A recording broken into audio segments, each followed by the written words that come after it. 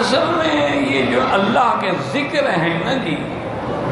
یا درود پاک ہے یا کلمہ شریف ہے یا اللہ کا ذکر ہے، تو وہ بزرگ کہتے ہیں کہ میرا بھائی اللہ کے بڑے مزے جو آئے سو چکھ لے، یہ چکھنے کی چیز ہے، دیکھنے کی نہیں ہے۔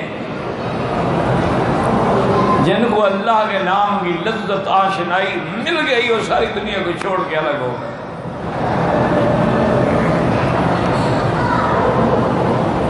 اس لیے میں نے کئی دفعہ عرض کیا تھا کہ اب اس دور میں بہرحال اللہ والے ہوں گے، لیکن ہماری نظریں چونکہ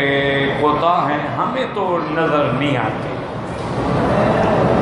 جو اہل اللہ، اولیاء اللہ، اللہ کے مقربین، عباد الصالحین، جن کی صحبت میں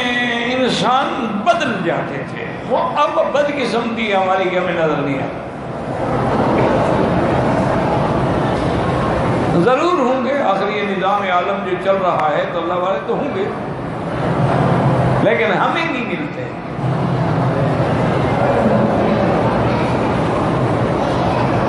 ہمارے مقدر کی نصیب کی بات ہے، ہمیں جو ملتے ہیں وہ اکثر جھوٹے،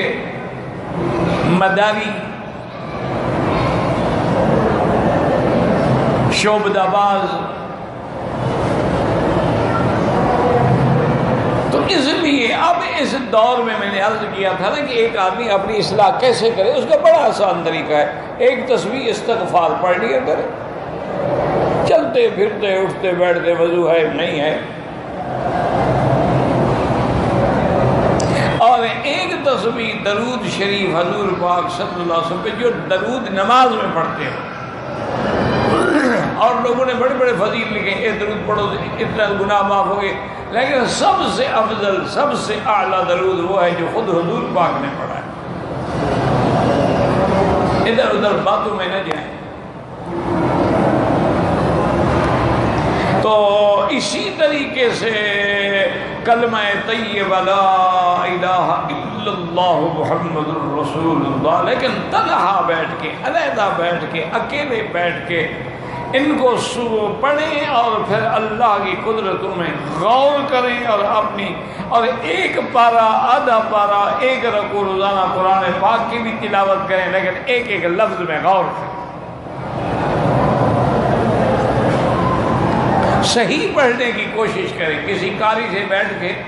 آخری پارہ جو ہے نا اس کی تصحیح کرا لیں، جب ایک پارہ صحیح ہو جائے گا سارا قرآن صحیح ہو جائے گا، کیونکہ وہی الفاظ تو پھر آئیں گے نا۔ تو اب بس اصلاح اسی میں سمجھیں، اب وہ پیر فقیر ملنے والی باتیں انقا ہو گئی۔